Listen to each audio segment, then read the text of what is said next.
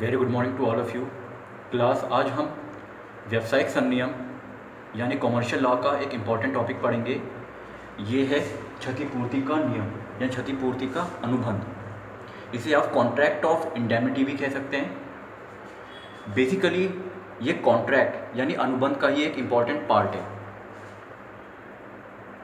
इस कॉन्ट्रैक्ट की डेफिनेशन को आप सब समझते ही हैं कि कॉन्ट्रैक्ट क्या होता है। The contract is an agreement where two and more persons are agreed to share some important points or to share some important profit।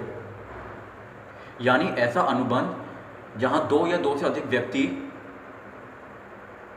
उन सब दोनों के बीच में ऐसी सहमति होती है जिससे वे एक निश्चित उद्देश्य की प्राप्ति के लिए कार्य करते हैं। तो सबसे पहले तो कॉन्ट्रैक्ट ऑफ इंडेमनिटी यानी क्षतिपूर्ति का जो अनुबंध है, इसको समझने से पहले ये जानना जरूरी है कि कॉन्ट्रैक्ट होता क्या है। तो जैसे मैंने आपको बताया है कि contract is an agreement where two and more parties are agreed for a common objective और पर्पस। तो एक तरीके से ये भी इसी का पार्ट है, लेकिन थोड़ा सा डिफरेंट है। ये है एक तरीके से कॉन्ट्रैक्ट ही, लेकिन इस अनुबंध में आप एक चीज़ सीखेंगे, जैसे कि इसके शब्द से ही दिख रहा है, कॉन्ट्रैक्ट ऑफ इंडेमनिटी यानी क्षतिपूर्ति का अनुबंध। तो इसके बारे में, इसके डेफिनेशन के बारे में आपको बताना चाहूँगा कि धारा 124 के अनुसार यदि एक पक्षकार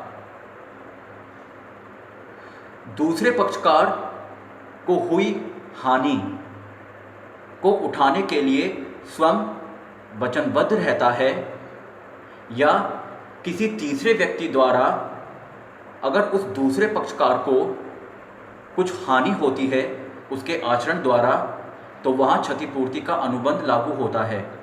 एक सीधे तौर पे आप कह सकते हैं ये एक तरीके का विशिष्ट अनुबंध है जहाँ पर एक पक्षकार दूसरे पक्षकार को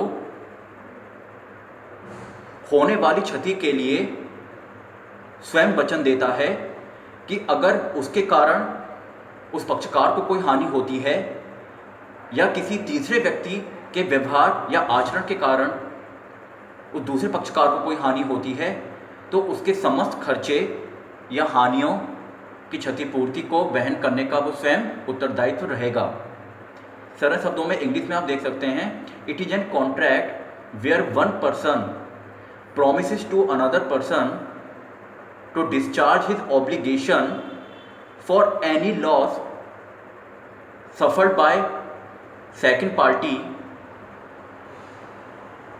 and the promisor himself agree to bear the losses suffered to the second party and any loss on behalf of the third party due to their behavior which also causes any loss to the second party. Here the promisor is agreed to mitigate all the losses to the second party by from his own side and by from the side of the other person by whom the second party also suffers the loss।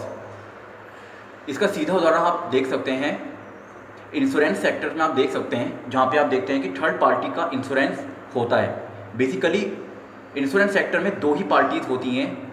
अगर आप motor insurance की बात करेंगे जिसमें third party का बीमा होता है, तो यहाँ पे आप देखते हैं कि अगर जो वाहन चला रहा है उसका सीधा इंश्योरेंस पार्टी से क्या है, इंश्योरेंस है। यानी अगर उसके वाहन को कोई भी क्षति होती है तो उसके जितने भी लॉसेज हैं उसको बॉन्ड करने के लिए कौन तत्पर रहता है, इंश्योरेंस पार्टी। लेकिन किसी कारणवश अगर किसी तीसरे व्यक्ति से उस वाहनकर्ता यानी जिस व्यक्ति ने अपनी गाड़ी का इंश्योरेंस कराया हुआ है उसको कुछ कैजुअल्टीज़ होती हैं या थर्ड पार्टी को ही कोई कैजुअल्टीज़ आती हैं, तो इस दौरान जो इंश्योरेंस कंपनी है वो बाध्य है एग्रीमेंट के अकॉर्डिंग जो थर्ड पार्टी है उसको कंपनसेशन देने के लिए। यानी सीधे तौर पे आप कह सकते हैं कि किन्हीं दो पार्टी के मध्य अगर कोई ठहराव होता है, एग्रीमेंट होता है, कॉन्ट्रैक्ट होता है, जिसके फलस्वरूप परिणाम स्वरूप अगर कोई तीसरे व्यक्ति जो भी इस कॉन्ट्रैक्ट में सम्मिलित है उसको भी हानि उठानी पड़ती है, तो इसके लिए जो मुख्य पक्षकार है फर्स्ट पार्टी, वो उसके लॉस उठाने के लिए तत्पर रहता है और उसके सारे के सारे खर्चे वही क्या करेगा, वहन करेगा। तो सबसे अच्छा एग्जाम्पल इसका इंश्योरेंस सेक्टर ही है कि जहाँ पे इंश्योरेंस पार्टी खुद थर्ड पार्टी के जो भी उसके खर्चे होते हैं, अगर उसको कोई कैजुअलिटीज़ होती है, कोई भी हानि होती है उसको, तो उसका खर्चा उठाने के लिए इंश्योरेंस पार्टी तैयार रहती है। और जो इसमें सेकंड पार्टी होती है, सेकंड पार्टी कौन होगी, जिसका वो व्हीकल है, यानी मेन पार्टी तो इंश्योरेंस पार्टी और वो सेकंड पार्टी है जिसका वाहन है।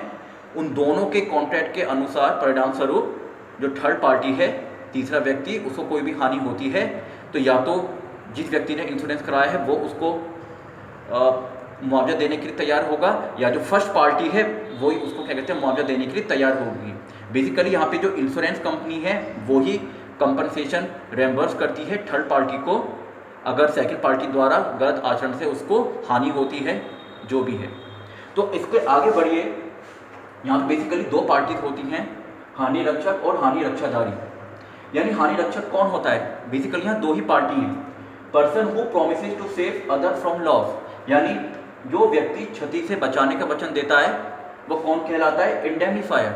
सिंपल बात है, जो फर्स्ट पार्टी है वही मेन पार्टी होती है, and he promises to save the other party from any loss. दूसरा है हानि रक्षाधारी।